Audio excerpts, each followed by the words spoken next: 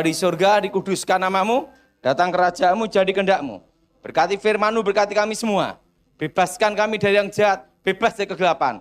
Kuasa Yesus Elohim bekerja. Lawat kami secara pribadi Tuhan. Amin. Nah, shalom. Hari ini kita bahas tentang cara mengalahkan kuasa gelap. Apa saudara? Nah, mari kita buka Alkitab kita dalam kitab Efesus. Pasal yang ke-6. Ayat 10 sampai dengan 17. Kitab Efesus pasal yang ke-6, ayat 10 sampai dengan 17. Saudara yang ganjil, saya yang genap. Akhirnya, hendaklah kamu kuat di dalam Tuhan, di dalam kekuatan kuasa-Nya.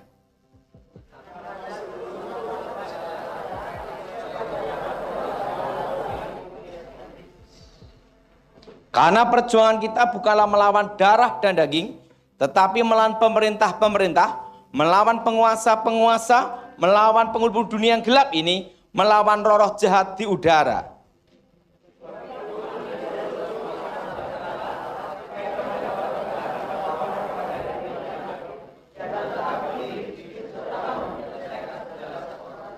Jadi bila tegap berikan kebenaran dan berbaju jirakan keadilan.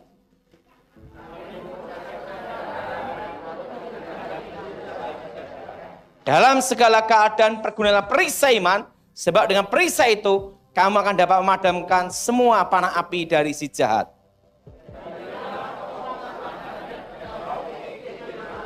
Ini semua perisai iman.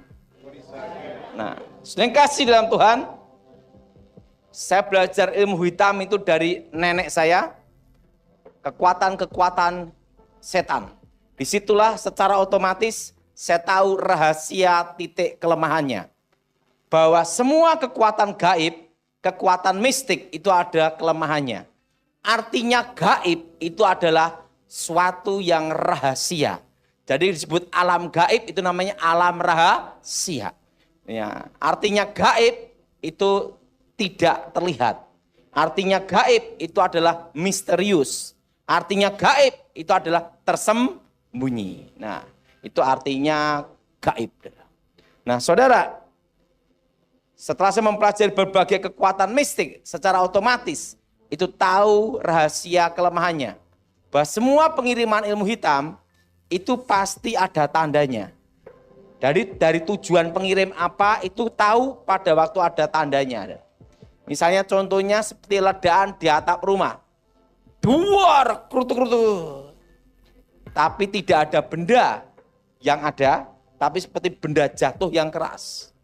Itu adalah pasti jenis ilmu santet, ilmu untuk membunuh. Apa saudara? Ilmu untuk apa saudara?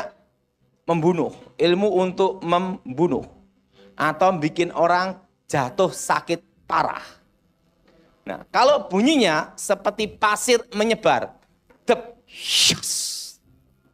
Sekitar jendela dan pintu itu adalah jenis ilmu hitam untuk namanya itu mateni sandang pangan. Mateni rezeki. Apa saudara? Mateni apa saudara? Mateni apa? Rezeki. Mateni sandang pangan. Nah, itu namanya tutup bumi sapitu. Nah, itu jenis-jenis tanah kuburan. Tetapi kalau sering di depan pintu itu, sering ada namanya itu pasir terus atau tanah. Setelah itu dibersihin, besok muncul lagi. Bersihin, besok muncul lagi. Itu jenis untuk bikin bangkrut orang. Nah, kalau jenis nutup sandang pangan, mateni rezeki, itu biasanya, ini biasanya saudara, itu ada bau busuk menyengat.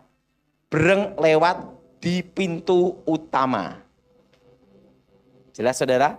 Itu untuk namanya mateni apa saudara? Sandang pangan. Bikin orang bangkrut. Nah, jadi baunya itu menyengat, breng lewat toh. Kalau bau menetap itu bau got. Harus dibedain. Nah, kalau baunya wangi kayak melati atau kembang kantil. Breng lewat kayak daun pandan. Pada waktu malam Jumat, kira-kira jam 12 malam. Breng, harum banget. setelah itu hilang mendadak. Itu jenis ilmu guna-guna, ilmu pelet. Itu jenis jaran goyang, semar mesem, atau ilmu kedip-kedip. Pasang susuk. Jadi dari manifestasinya itu bisa ketahuan tujuan-tujuan yang dikirim itu untuk apa. Jelas? Nah, kalau slengdor itu mercon. Nah, jadi harus dibedain. Harus apa saudara? Harus dibedain. Dor. Nah, semua kekuatan mistik, kekuatan roh, itu pasti bekerjanya masuk ke alam bawah sadar. Makanya yang disebut ilmu batin, komunikasi batin, komunikasi roh gaib nih ya, roh gelap, itu selalu berhubungan dengan alam bawah sadar. Karena alam sadar manusia 20%, alam bawah sadar itu 80%. Makanya ada memori-memori kita zaman dahulu bisa teringat kembali. Jelas? Jelas? Karena alam bawah sadar berapa? 80%.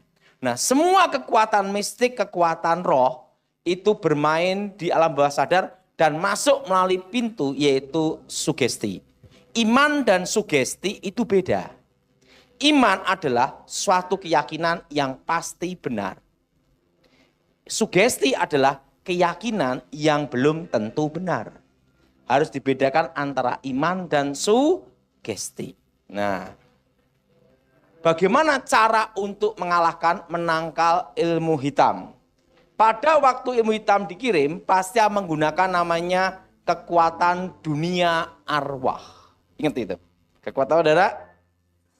Nah, yang pertama, jangan meyakini, ya semua, jangan meyakini, mempercayai mimpi yang berhubungan dengan arwah orang mati yang menentukan nasib, takdir, kematian. Pada waktu ilmu gaib dikirim, itu akan menyamar menjadi orang yang terdekat yang sudah mati. Contohnya jadi ayahnya. Daripada kamu susah di sini, ikut saya lebih bahagia. Bangun dari tempat tidurnya, yakin itu arwah ayahnya. Maksimal 40 hari pasti ikut mati. Tapi kalau tidak percaya, lolos. Begitu ada bunyi ledakan, dor, mimpi. Jangan dipercayai mimpi yang ketemu orang mati. Pasti lolos. Jelas? Jelas? Jelas? Atau mimpi mandi keramas. Udah telanjang bulat, telanjang mandi. Wah, sakit, bakal dia bangkrut. Atau buang air besar terus menerus. Nah, itu jenis tanah kuburan. Kalau mimpi itu diyakini sebagai lambang tanda, maka kekuatan gaib itu baru bisa bekerja. Karena harus ada namanya sugesti. Tetapi kalau tidak percaya, lolos. Jadi orang punya keyakinan yang salah itu bisa berakibat fatal. Jelas? Jelas? Jelas? Berakibat apa, saudara? Berakibat apa? Fatal. Jadi kalau ingin lolos dari serangan ilmu hitam, ingat, jangan ada yang meyakini komunikasi antara orang mati dan orang hidup. Lolos pasti. Nah, yang kedua, orang yang suka tertawa, hati gembira, itu tidak bisa kena ilmu hitam. Tapi jangan ketawa sendiri. Namanya edan. Jelas? Namanya apa? Edan. Kenapa? Saya beritahu, orang gila itu tidak ngerasakan corona loh. Betul? Betul? Betul? Dan dia tidak perlu pakai masker, betul enggak? Karena orang gila, betul? Ingat. hati yang gembira, Alkitab berkata adalah obat. Jelas? Jelas? Hati yang gembira adalah saudara. Jadi kalau saudara tahu, kalau orang yang hatinya gembira, tidak bisa kena. Karena semua kekuatan mistik, kekuatan roh, itu bekerja bila ada suatu ikatan. Nah, contohnya apa? Yaitu dosa yang mengikat. Apa dosa mengikat? Akar pahit, kecewa, dendam. Makanya kalau hatinya gembira, suka tertawa, tidak ada kekecewaan, tidak ada dendam. Sehebat dukun apapun, tidak bisa kena. Jelas? Jelas? Nah, yang ketiga, orang yang takut setan pasti ketemu setan. Orang yang takut setan ketemu apa? Nah, ngomong sama sebenarnya, kamu bukan setan. Jelas? Orang yang takut setan pasti ketemu. Nah, tapi kalau orang yang berani sama setan, dia tidak ketemu setan. Kenapa? Semua penampakan ilmu gaib kekuatan mistik itu mengambil sisi negatif, namanya energi negatif. Ketakutan manusia untuk diubah menjadi kekuatan menghantam, kekuatan menyerang, benteng pertahanan. Makanya orang punya ilmu kebal, kalau yang nembak takut semakin kebal. Tapi kalau yang nembak tidak percaya, dor, tembus. Makanya dukun-dukun zaman dulu banyak ketembak londo mati. Kenapa? Londone ora percaya. Tidak percaya. Berapa dukun yang mati sama Belanda? Banyak. Tidak percaya. Nah, jadi harus dibedakan di sini. Semua kekuatan gaib mengambil sisi energi negatif untuk diubah jadi benteng pertahanan, kekuatan menyerang, atau masuk ke alam bawah sadar. Nah, zaman Belanda itu namanya ada antek company. Antek company itu orang-orang yang berkhianat, yang berpihak kepada Belanda. Nah, mereka percaya hal gaib, mistik, kekuatan mistik gaib. Nah, pada waktu orang punya ilmu kebal, ditembak mereka, dor, dor, dor, tidak mempan. Kenapa tidak mempan? Karena dari energi negatif mereka diubah menjadi benteng pertahanan. Energi negatif itu termasuk kemarahan. Apa saudara? Nah, Belanda kan tidak percaya ilmu-ilmu gituan. Tembak jedor ya mati. Makanya zaman dulu banyak tokoh-tokoh dukun-dukun hebat mati ditembak londo. Makanya Belanda itu bertahan 350 tahun. Kenapa? Karena tidak percaya. Sudah perhatiin, pusoko-pusoko, jimat macam-macam yang dipuja-puja. Kalau ngelangkai pusoko bisa muntah darah, delak-delak, stroke. Belanda tidak percaya gitu-gituan. Sama Belanda disita. Dibawa ke negara Belanda, dibanting-banting. Untuk mainan, betul? Kenapa Belanda tidak kena tuah yoni kekuatan pusaka? Karena Londonnya tidak percaya. Semua kekuatan gaib kelemahannya adalah pada waktu, ini semua, pada waktu yang ada dianggap tidak ada. Jelas? Jelas? Jelas?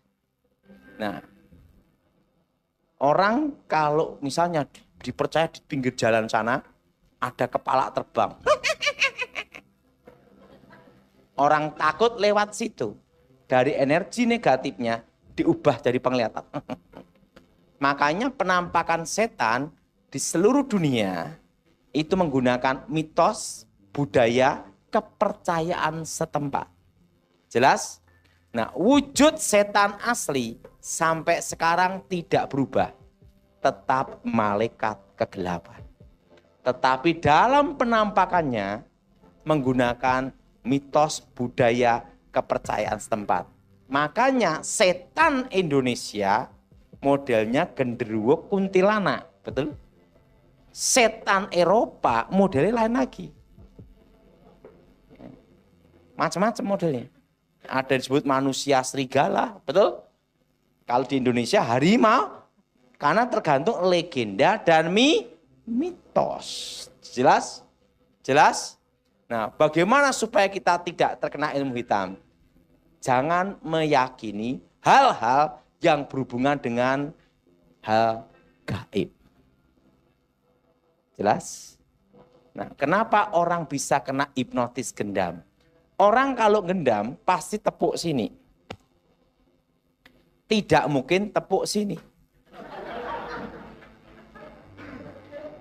Kenapa?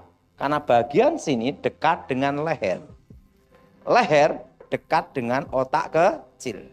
Otak kecil hubungan apa darah? Alam bawah. Orang kalau dipukul bagian lehernya pingsan. Tidak percaya, coba sendiri.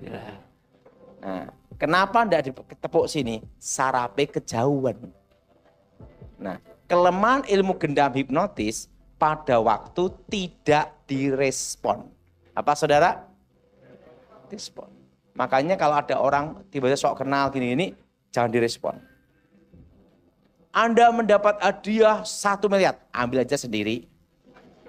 Ditelepon. Nah, begitu ada respon, itu langsung kena. Karena ada apa? Sisi sugesti. Jelas? Jelas? Jadi supaya kita tidak kena, makanya saudara jangan mempercayai hal yang berhubungan dengan gaib. Jelas? Nah, yang keempat. Orang pelit paling mudah kena ilmu hitam. Nah, orang pelit paling mudah kena apa? Hitam. Nah, sebelum saya bertobat, saya belajar ilmu namanya babi ngepet. Itu salah satu dari tingkatan ilmu. Kalau menguasai ilmu Singolodaya, berubah jadi harimau, pasti menguasai ilmu ini. Itu dasar ilmu namanya. Nah, yang tidak boleh, itu ketemu pitbullnya Pak Petrus.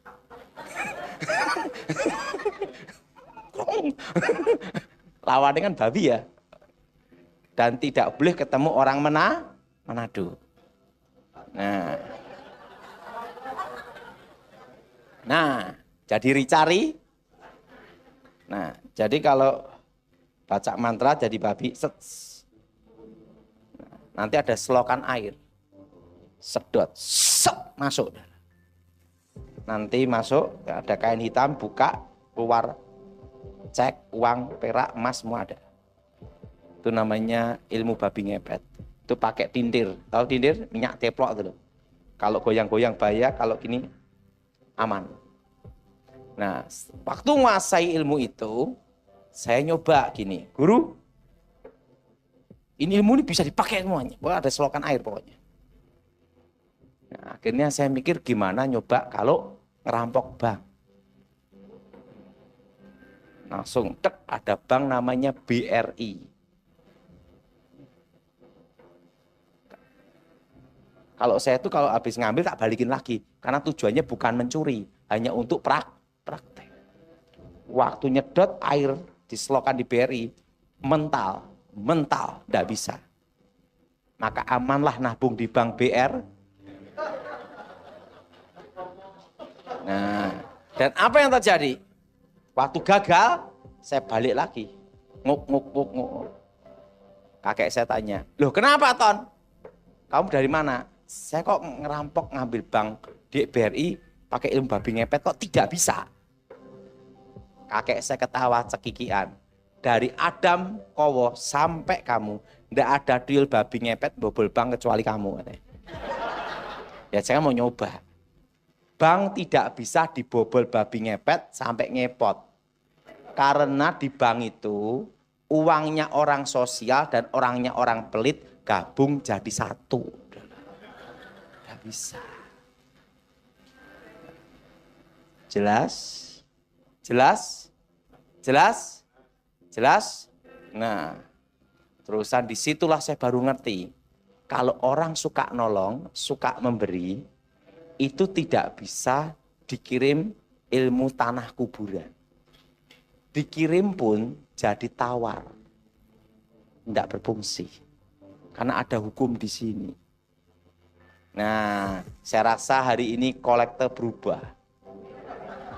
Waktu mau ngasih, lihat belakang. Nguk, nguk, nguk, nguk, nguk, nguk. Mau dibobol babi ngepet atau ngasih. Jadi sebenarnya, makanya orang yang suka nolong, suka memberi, itu tidak bisa dikerjain. Sejago dukun apapun. Jadi gini, waktu itu guru saya memberitahu saya, Ton, perlu kamu tahu bahwa ada hukum alam. Keadilan sing urip, keadilan yang membuat kehidupan. Dan garis ini tidak bisa dilawan atau dilanggar. Karena itulah garis takdir. Sejago-jagonya kamu menguasai ilmu apapun, jangan nyoba melawan, melanggar garis itu. Karena semua ilmu hitam, kalau dikirim, gagal, senjata makan tuan. Jelas? Yang keberapa, saudara? Keempat. Yang kelima, orang yang hidup dalam perjinahan itu paling mudah kena ilmu hitam. Udah perhatiin. Makanya jangan senang iseng-iseng. Rata-rata orang yang terkena guna-guna ilmu pelet, pertama iseng-iseng main perempuan. Setelah iseng-iseng, ada yang gunakan, roh itu masuk, mengikat. Kalau orang tidak iseng main perempuan, itu tidak bisa kena. Karena tidak ada jalan. Karena suatu kekuatan roh masuk, itu harus ada jalan penyebabnya. Makanya kalau orang ngomong, saya kok kena guna-guna gini, wis pasti bandot. Nah, misalnya bukan bandot, seks bebas. Karena apa? Pada waktu orang hubungan badan, bukan lagi 2 tapi 1. Nah, roh itu masuk. Selama tidak ada celah ini, itu tidak bisa. Jelas? Nah, dosa mengikat berikutnya adalah, ingat saudara, nah, itu dosa yang mengikat. Nah, orang rokok itu paling mudah kena ilmu hitam. Jadi kalau mau tidak kena ilmu hitam, berhentilah merokok. Memang di Alkitab tidak tertulis dilarang merokok, tapi di pom bensin ada. Nah, jelas? Di pom bensin apa saudara? Ada. Nah, perlu saudara tahu bahwa kenapa orang rokok itu bisa kena. Dipercaya sebelum saya bertobat, jin setan pri-perayangan tercipta dari unsur api. Maka itu neraka itu full api, bukan full AC. Tapi api kegelapan, bukan api Roh Kudus. Nah, api. Untuk mengundang kekuatan mistik, perhatiin, selalu pakai kemenyan. Kalau di Jawa, kemenyan itu unsur apa? Kayu. Dibakar keluar apa? Api asap. Nah, makanya pemanggilan roh itu harus dibakar dulu. Artinya satu unsur. Rokok, tembakau, cengkeh, kayu. Dibakar keluar api asap. Satu unsur. Makanya orang rokok itu paling mudah. Makanya kalau orang mau gendam pakai rokok. Tiup, masuk kena. Jadi supaya tidak kena ilmu guna-guna, ilmu gaib atau ilmu santet, berhentilah merokok. Siapa yang setuju angkat tangan. Nah, ingat, pokok dalam hidup ini satu hal pesan saya. Jangan iseng. Karena pada waktu iseng itulah celah itu masuk. Itulah dosa mengikat. perjinahan, akar pahit kecewa dendam. Sudah perhatiin, orang kecewa, orang dendam. Kalau di konseling, tiba-tiba ada manifestasi roh jahat. Betul? Betul?